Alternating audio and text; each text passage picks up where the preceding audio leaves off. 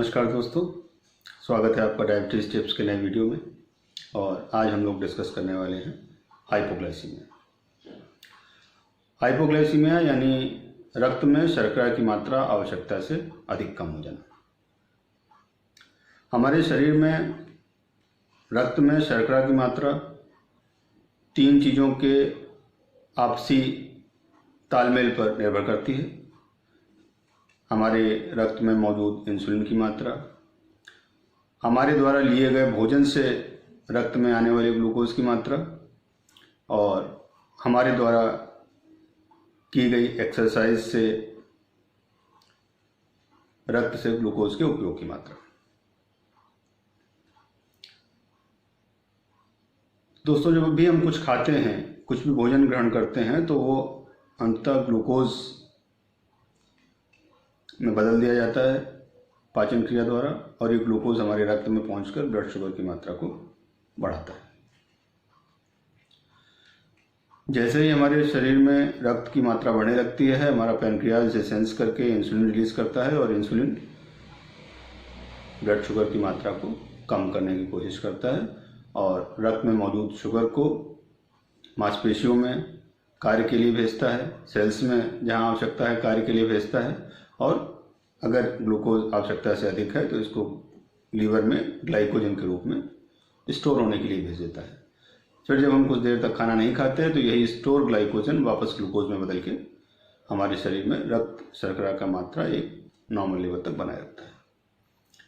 लेकिन अगर किसी वजह से इंसुलिन ज़्यादा सीक्रेट हो, हम अपनी दवाइयों की ओवरडोज ले लें जो डायबिटीज़ के लिए दी जा रही हैं, या किसी वजह से हमारे शरीर में जो भोजन से ग्लूकोज आ रहा है वो कम हो जाए, यानी हम खाना छोड़ बैठें या खाना ज़रूरत से कम खाएं, जैसे कि व्रत की कंडीशन में होता है, या मरीज को उल्टी आ रही है और खाना नहीं खा पा रहा है, या उसको बहुत ज़्यादा दस्त आ रहे हैं, इस तरह की स्थिति में फिर भोजन से ग्लूकोज ब्लड में नहीं पहुंच पाता और रक्त में शर्करा का स्तर गिरने लगता है। या हम बहुत ज़्यादा एक्सरसाइज कर लें जिससे अचानक से हमारे रक्त से ग्लूकोज का इस्तेमाल बढ़ जाए,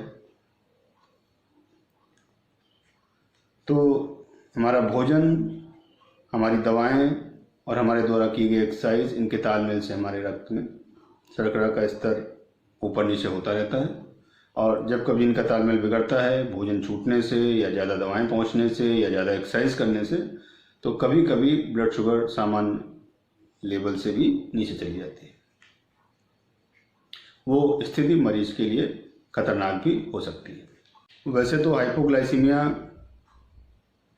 नॉन डायबिटिक व्यक्तियों में भी हो सकती है, जैसे कि बगैर खाना खाए अल्कोहल का ज़्यादा कंजम्पशन कर लेने से, या बहुत लंबी फास्टिंग कर लेने से,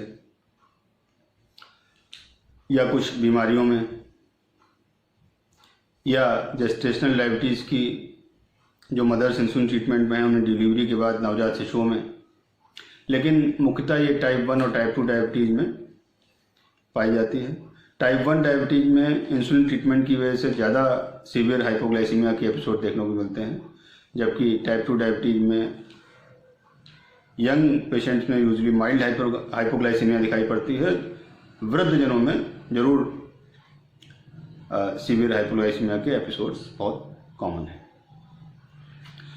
रात में सोते समय हाइपोग्लाइसीमिया होने से कुछ गंभीर हृदय की धड़कन की अनियमितताएं होने से व्यक्ति की मृत्यु भी हो सकती है। अमेरिकन डायबिटीज एसोसिएशन के अनुसार अगर रक्त में शर्करा की मात्रा 70 मिलीग्राम प्रति DL से कम हो जाती है तो उसे डॉक्यूमेंटेड हाइपोग्लाइसीमिया कहते हैं। तो 70 मिलीग्राम पर DL रक्त शर्करा का वो लेवल है जिस पर एक सामान्य व्यक्ति का शरीर कुछ ऐसे लक्षण दिखाने लगता है जिनसे हमें पता लगता है कि शरीर में शर्करा की मात्रा कम हो रही है। क्या होते हैं वो लक्षण?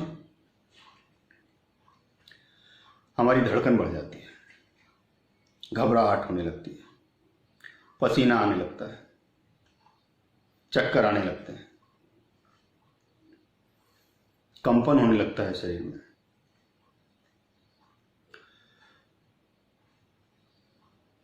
इन सब लक्षणों पर अगर हम ध्यान नहीं देते हैं और शुगर लगातार ज़्यादा नीचे होती जाती है तो एक स्तर के बाद 50 मिलीग्राम पर डीएल या 40 मिलीग्राम पर डीएल के स्तर के बाद ब्रेन सेल्स को ग्लूकोज की सप्लाई कम होने लगती है और फिर व्यक्ति में कन्फ्यूजन, बेहोशी, झटका और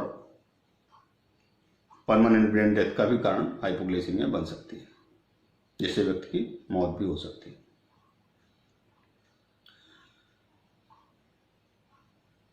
ये हाइपोग्लाइसीमिया अगर कई बार मरीजों में रात में सोते समय देखने में मिलती है तो इसके लक्षण होते हैं रात में पसीना आने की वजह से मरीज को सुबह अपना बिस्तर का चादर थोड़ा गीला समझ में आता है, कपड़े पसीने से भीगे समझ में आते हैं, या रात में ज़्यादा डरावने सपने आने की शिकायत भी मरीज को महसूस होती है। तो रात में डरावने सपने आना, सुबह उठने पर बिस्तर का चादर या कपड़े गीले लगना हल्के, ये भी रात में हुई हाइपोग्लाइसीमिया की निशानी हो सकती है।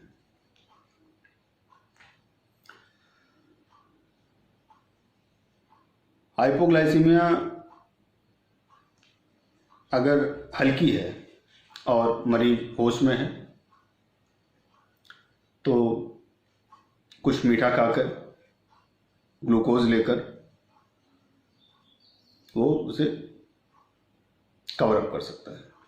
लेकिन अगर ज़्यादा गंभीर स्थिति में हाइपोग्लाइसीमिया है, और गंभीर कब कहते हैं, जब मरीज अपने आप निर्णय लेने की क्षमता में नहीं रहता, उसको बेहोशी आने लगती है या चक्कर या भ्रम की स्थिति हो जाती है या गिर पड़ता है मरीज हाइपोग्लाइसीमिया के चलते, समझ नहीं पाता, तो उसे दूसरे व्यक्ति की सहायता की आवश्यकता पड़ती है हाइपोग्लाइसीमिया को ट्रीट करने के लिए।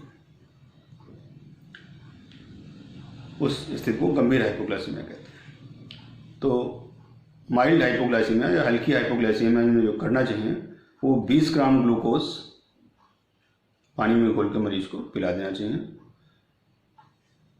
15-20 मिनट बाद ब्लड शुगर दोबारा चेक करना चाहिए। अगर ब्लड शुगर लेवल ठीक आ जाता है तो इसके बाद उसे पूरा खाना खिला देना चाहिए। अगर ब्लड शुगर लेवल ठीक नहीं आता तो एक बार फिर से 20 ग्राम ग्लूकोज थोड़े पानी में घोल के देना चाहिए और फिर 15-20 मिनट बाद शुगर चेक करनी चाहिए, इस तरीके से जब तक ग्लूकोज नॉर्मल ना हो जाए। टाइप 1 डायबिटीज़ के जो मरीज हैं उनमें कभी कभी गंभीर हाइपोग्लाइसीमिया की स्थिति आ जाती है और ऐसी स्थिति में उनके परिवार वालों के पास ग्लूकागॉन का इंजेक्शन होना चाहिए जो घर में फर्स्ट एड के तौर पे उन्हें दिया जा सके। हाइपोग्लाइसीमिया डायबिटीज़ में काफ़ी कॉमन है, इसलिए सभी डायबिटीज़ के मरीजों को अपने पास ग्लूकोज का कुछ सोर्स जैसे ग्लूकोज पाउडर या कैंडी या जूस वगैरह रखना चाहिए ताकि आवश्यकता पड़ने पर इसका इस्तेमाल करके वो माइल्ड हाइपोग्लाइसीमिया की स्थिति से ही रिकवर कर सकें। अगर हाइपोग्लाइसीमिया ज़्यादा गंभीर स्थिति में पहुंच जाती है तो मरीज को फर्स्ट एड देने के बाद जल्दी से जल्दी अस्पताल ले जाना चाहिए जहां उसे ग्लूकोज का ड्रिप लगाया जा सकता है। हाइपोग्लाइसीमिया को अगर कोई विशेष वजह जैसे भोजन मिस होना या दवा की ओवरडोज हो जाना या एक्स्ट्रा एक्सरसाइज हो जाना समझ में नहीं आता है तो फिर आपको अपना डायबिटीज़ का ट्रीटमेंट प्लान एक बार दोबारा से अपने डॉक्टर से मिलकर असेस करने की ज़रूरत पड़ती है, और ताकि हाइपोग्लाइसीमिया के एपिसोड बार बार आपको सामना न करना पड़े। हाइपोग्लाइसीमिया मरीज के लिए एक बड़ा ही अटपटा सा अनुभव होता है, और अगर बार बार हाइपोग्लाइसीमिया के अटैक मरीज को आते हैं तो वो घबराहट में अपनी दवा लेना कम कर देता है, जिससे उसकी डायबिटीज़ बढ़ी रहती है, फिर लॉन्ग टर्म में डायबिटीज़ के तमाम कॉम्प्लिकेशन देखने को मिलते हैं। हाइपोग्लाइसीमिया की स्थिति अगर रास्ते में आ जाती है तो मरीज रोड ट्रैफिक एक्सीडेंट का शिकार हो सकता है, उसको गंभीर चोटें लग सकती हैं, मदद न मिलने पर जान भी जा सकती है। हाइपोग्लाइसीमिया जिन मरीजों में होती है उनमें फिर बिंज ईटिंग की हैबिट देखी जाती है, यानी हाइपोग्लाइसीमिया को रिकवर करने के लिए फिर वो अधिक खाना खाने लगते हैं और इससे उनका वजन भी बढ़ने लगता है। ये भी फिर आगे डायबिटीज़ को कंट्रोल करने में दिक्कत करता है। हाइपोग्लाइसीमिया की स्थिति बार बार आने से एक बड़ी विशेष स्थिति जिसे हम लोग हाइपोग्लाइसीमिया अनअवेयरनेस कहते हैं वो उत्पन्न होती है, यानी ब्लड शुगर लेवल 70 मिलीग्राम पर DL से कम हो जाने पर भी ब्रेन उसका अभ्यस्त बना रहता है और हाइपोग्लाइसीमिया के सिम्टम व्यक्ति को पता नहीं लगते, जिससे कि वो गंभीर हाइपोग्लाइसीमिया में जा सकता है व्यक्ति और बगैर धड़कन, घबराहट, पल्पिटेशन, धुंधला दिखे भी वो बेहोशी की स्थिति में जा सकता है। इस स्थिति को बचाने के लिए अपने डॉक्टर से मिलकर के अपना ट्रीटमेंट प्लान सेट कर बनाना चाहिए और 2-3 हफ्ते तक अगर हम लोग हाइपोग्लाइसीमिया को बचा लें तो ये हाइपोग्लाइसीमिक अनअवेयरनेस की स्थिति जो है वो धीरे धीरे अपने आप सही हो जाती है और शुगर लो होने पर व्यक्ति को लक्षण पता लगने लगते हैं। तो ये थी आपके लिए आज के वीडियो में हाइपोग्लाइसीमिया से संबंधित जानकारी।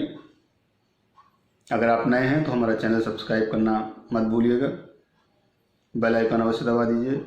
जो भी डायबिटीज़ के मरीज आपकी जानकारी में हैं उन्हें हमारा वीडियो शेयर करिए, लाइक करिए, सब्सक्राइब करिए। धन्यवाद दोस्तों।